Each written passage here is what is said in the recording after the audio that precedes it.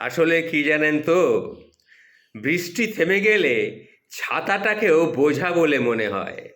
কালি ফুরিয়ে গেলে কলমটাও আবর্জনার ঝুড়িতে জমা হয়। বাঁশি হয়ে গেলে প্রিয়জনের দেওয়া ফুলটাও পরদিন ডাস্টবিনেই পাওয়া যায়। তাই বলি, পৃথিবীর নিষ্ঠুরতম সত্য হলো আপনার উপকারের কথা মানুষ কিন্তু বেশি দিন মনে রাখে না। জীবনের সবচেয়ে নিদারুণ বাস্তবতা হলো, কার কাছে আপনি কতদিন প্রায়োরিটি পাবেন সেটা নির্ভর করবে কার জন্যে আপনি কতদিন কত কিছু করেছেন বা করার চেষ্টা করেছেন বা করার একটা সামর্থ্য আছে তার উপরে। এই বাস্তবতা আপনি মানলেও সত্যি, না মানলেও সত্যি। আজ সকালে যে পত্রিকার দাম 10 টাকা, একদিন পর সেই একই পত্রিকার দাম 1 কেজির দাম 10 টাকা।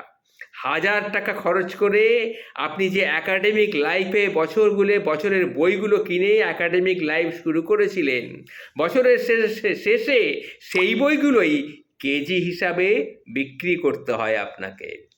তাই বলি, সময় ফুরিয়ে গেলে এভাবেই মূল্য কমতে থাকে সবার, সব কিছুর। আমরাও আপাদমস্তক এক একটা স্বার্থপর প্রাণী।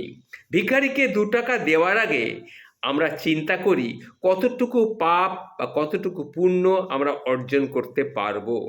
বিনা স্বার্থে কিন্তু কেউ ভিক্ষা দেয় না, এটা মনে রাখবেন।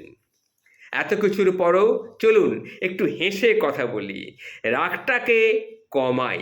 অহংকার করার কিচ্ছু নেই। অহংকারকে আমরা মাটির তলায় চাপা দিয়ে দিই। যদি সুখী হতে চান তাহলে প্রত্যাশাটা কিন্তু কমাতেই হবে। যেমন ধরুন, আপনি কারো জন্য কিছু করে থাকলে সেটা আপনি চিরতরে ভুলে যান, কারণ সেটা যতদিন আপনি মনে রাখবেন ততদিন কিন্তু সেটা আপনাকে অহংকারী করে তুলবে। আবার কেউ যদি আপনার জন্য খুব একটা ছোট্ট কিছু করে থাকে, সামান্যতম উপকারও করে থাকে, প্লিজ আমি বলছি, আপনি সারা জীবন সেটা কিন্তু মনে রাখার চেষ্টা করবেন। এটাই হচ্ছে মানবিকতা, এটাই হচ্ছে মনুষ্যত্ব।